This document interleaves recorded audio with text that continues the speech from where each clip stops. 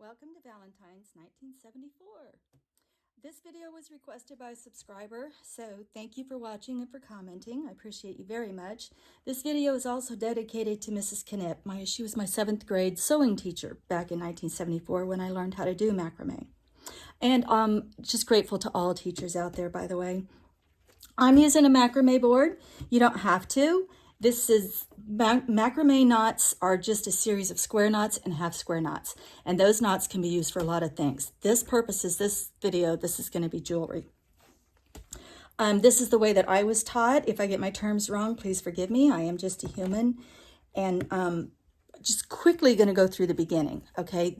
Don't worry, I'm going to go through some of these parts in more detail at another time. Today is just teaching you the knots. So you're going to need 2 pieces of cordage, whatever medium you're going to use, you need 2 pieces. This one, when it's folded, needs to be the length of your project. So for instance, if you're going to make a 9-inch necklace, then this cord needs to be 18 inches long because you're going to fold it. However long this cord is, this one needs to be 9 times that length. These are going to be your tying cords. They have to be a lot longer. Your tying cords are always on the outside of your interior cords. So this is the base or the interior of your project, and these are your tying cords. And you're just going to lash those on. Now, I'm not going to go into how to lash on in this video because you can do this, well, you would do your interior cords first. You would do this however you need to do this. Like I said, I'm going to go through this very quickly, and I'll go through the lashing on in more detail another time. So that would be your center, and then you need these cords to be your outside or your tying cords. So you got that. Okay, that's what we have right here. So now I can just concentrate on teaching you the knots.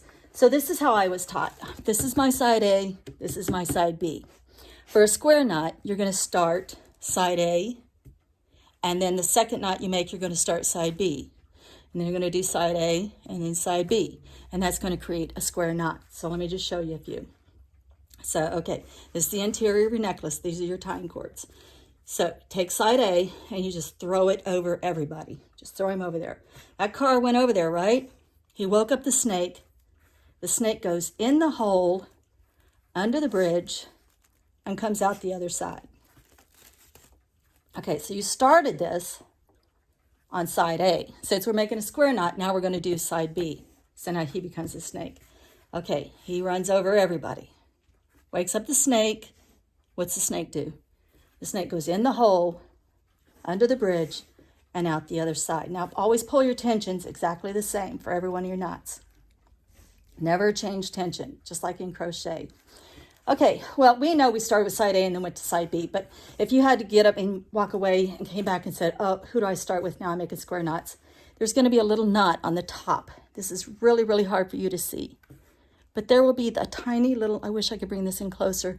There will be a little piece on top, and this one's underneath. So this time we're going to start with side A. He runs over everything. He wakes up the snake. Snake goes in the hole under the bridge and comes out the other side. And then we started with A, so we're going to start with B. And you can tell because there's there's a thing like this, if you could see it. Okay, so side A. Runs over everything, wakes up the snake. Snake goes in the hole under the bridge and comes out the other side. And like I said, always keep your tensions the same. Then you'll start to get a rhythm. Because it's a square knot, we're going to start on this side. A runs over everybody. Bring my snake down here. A runs over everybody. Wakes up the snake. Snake goes in the hole under the bridge and comes out the other side. And again, my thread is on top over here. Okay, so that's your square knot. Now we want to get fancy and we want to start curving around, right? Okay, the only difference is you're always going to start with one side. So let's go ahead and start with side A. So A runs over everybody, wakes up snake, snake goes in hole, goes under bridge, comes out the other side. Now instead of switching and going over here, we're going to stick with A. We're always going to stick with A when we want it to curve. If we wanted it to curve this way, we start with A. If we want it to curve that way, we start with B. But we started with A, so we're going to stick with A. Always keep these flat, right? Now this one's the half square knot. Runs over everybody, wakes up snake. Snake goes in hole, goes under bridge, comes out the other side. I'll do that again. Okay. Snake's laying here all curled up. I always keep these in rubber bands. Okay. Runs over everybody. Wakes up snake. Snake goes in this hole right here. He goes under this bridge here, and he comes out the other side. Hopefully you saw that. One more. Okay, snake's laying here all asleep.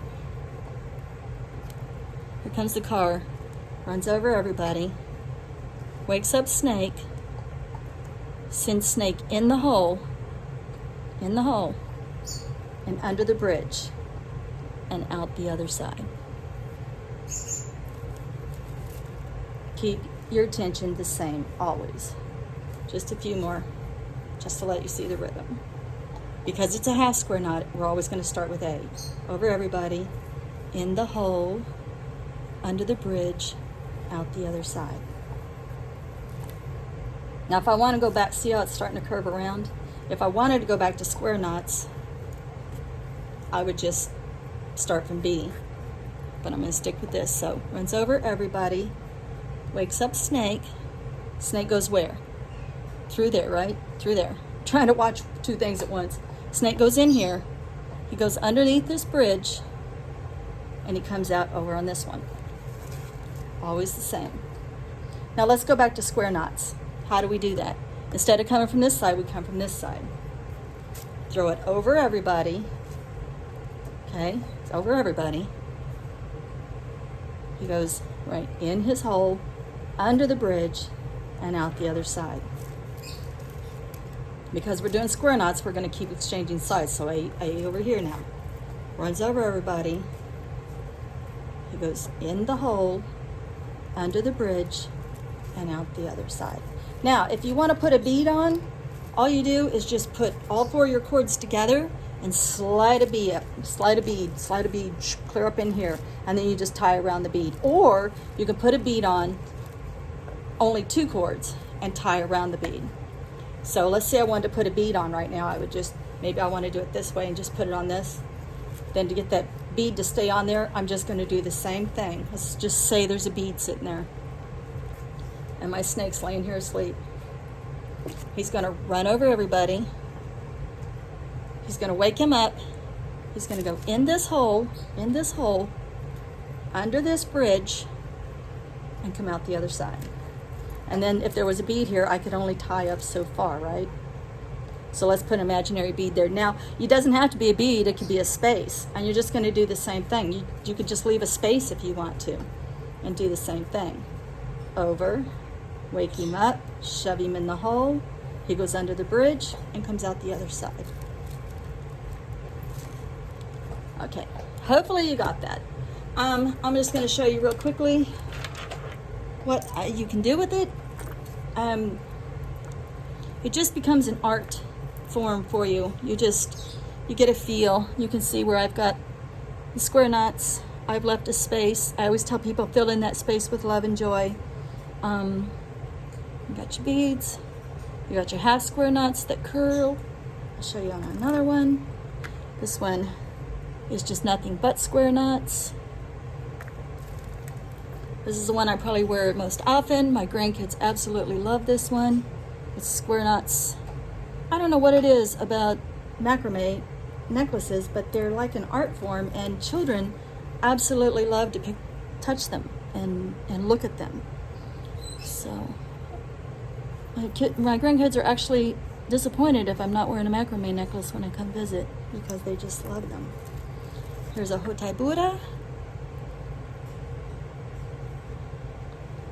Just a series of knots. And as far as the fastening, I just use alligator clips. Sometimes I dab a hot glue. I can go over that more later. But you can get as wild as you want, crazy colors, add some beads, add some whatever, get fancy with it. Remember, it's square knots and half square knots. And that's all you're doing. Now, if you need me to demonstrate this again and up closer, let me know. Hopefully you can follow this. Okay, love and light.